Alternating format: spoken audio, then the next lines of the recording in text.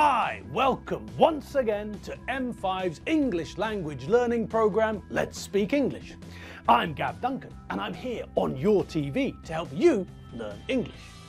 Now, are you sitting comfortably? Yes? Good. And are you ready for today's lesson? Yes? Good. Okay, well, let's learn English together. And hello again, people. Hello and welcome to the day before the very best day of the week. Yes, that's right. It's Thursday. And that means that we're on the cusp of Friday. Well, we're not on the cusp of Friday yet, but we're pretty close to being on the cusp of Friday. And that's a good enough reason for us all to feel good. So, here we all are once more. And it's time for us to delve into the world of vocab.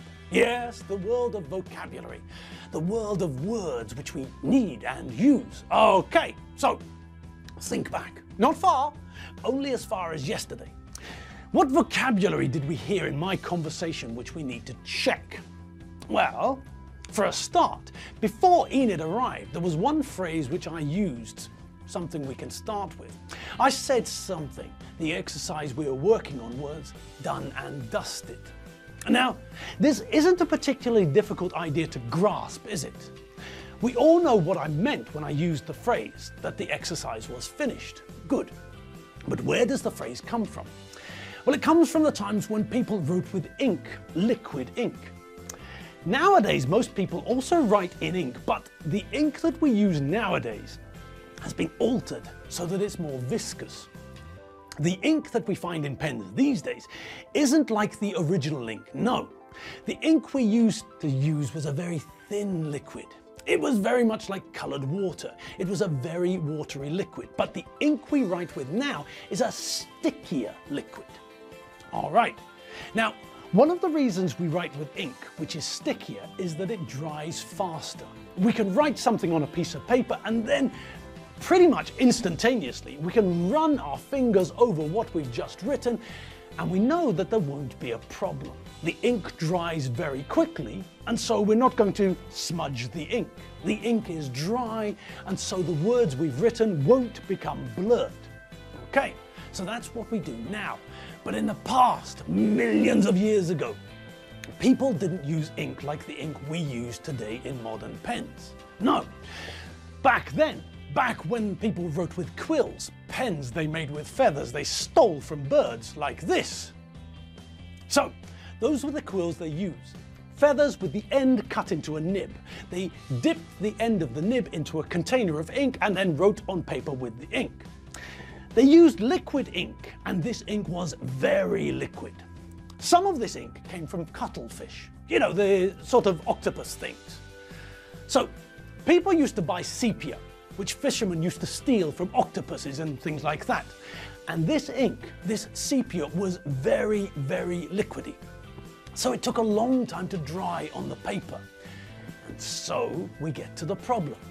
The fact that this ink takes a long time to dry, well, not a very long time, but long enough. If you're a young executive signing deals and doing important stuff, then you don't have time to wait for the ink to dry, do you? No!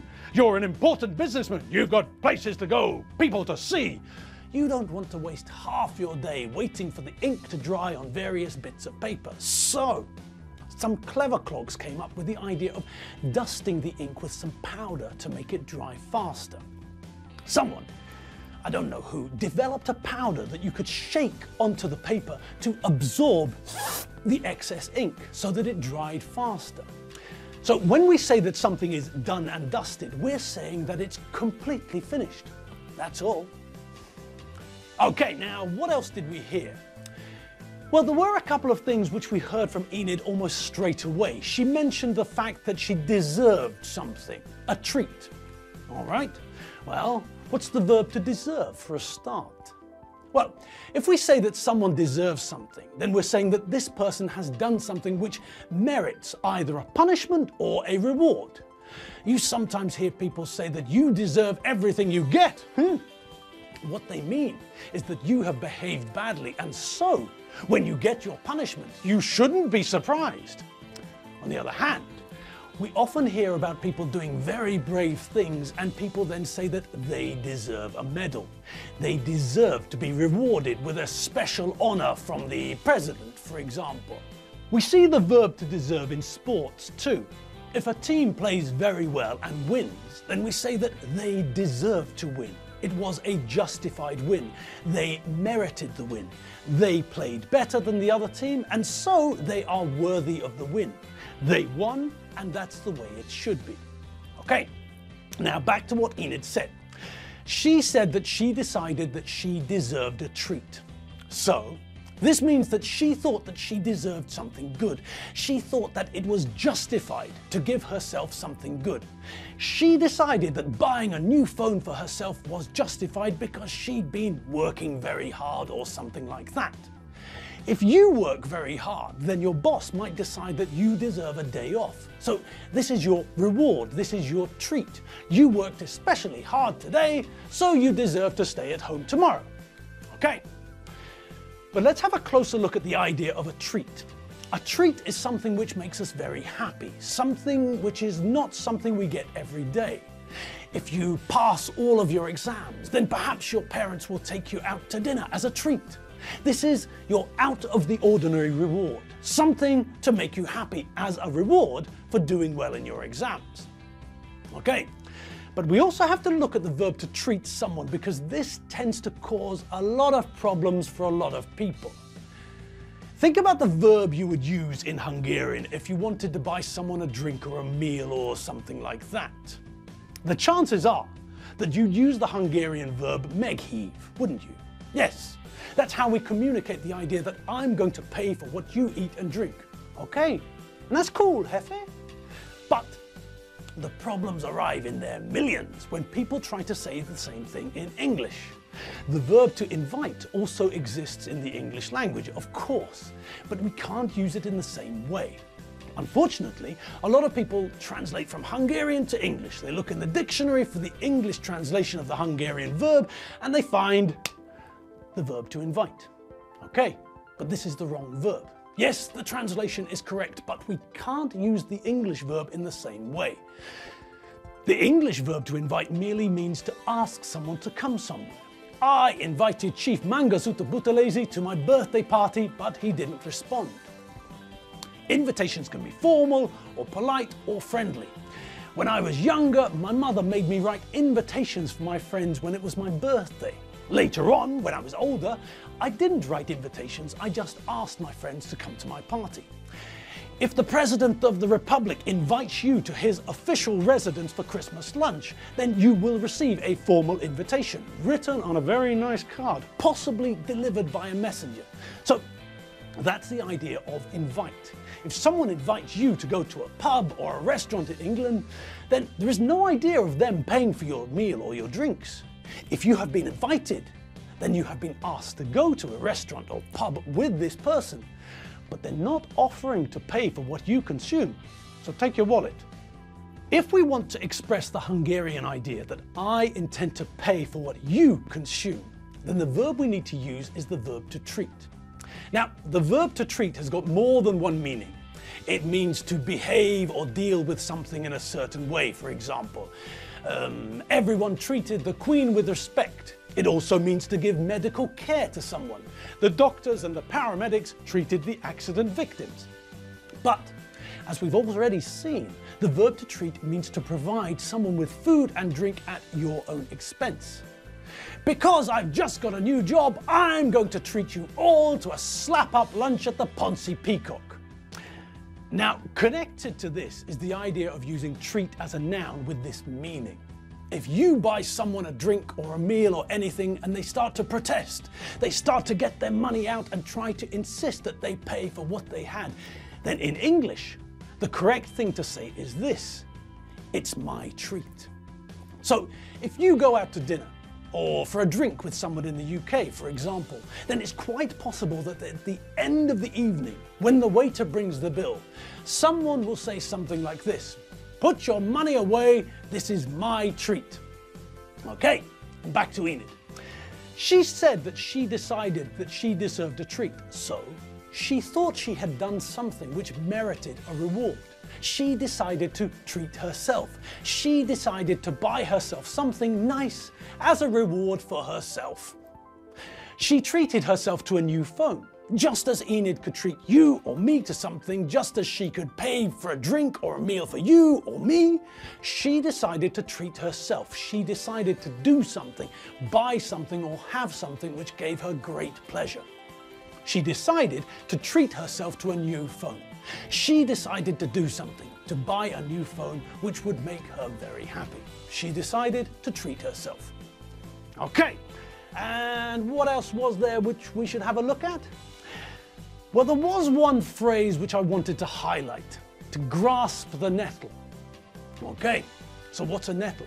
A nettle is a plant with jagged leaves which sting. Yes, if a nettle touches your skin, it stings. It causes an unpleasant, sharp, burning sensation. Okay, but this is a positive phrase, not a negative one, because if you grasp a nettle, if you take hold of it firmly, then it doesn't sting. When we were kids running about the place, we always managed to fall into bunches of nettles and get stung all over our bare arms and legs. But to grasp the nettle means to tackle a problem in a bold manner. This isn't trying to get a grip on something timidly. This is not like a dog trying to eat vegetables.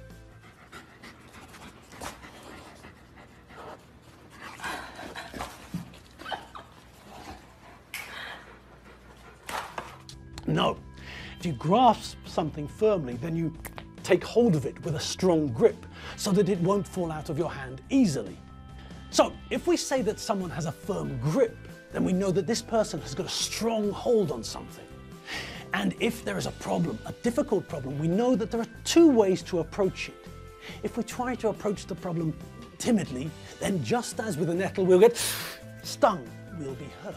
If, on the other hand, we grasp the problem firmly, we know that we won't suffer any injuries.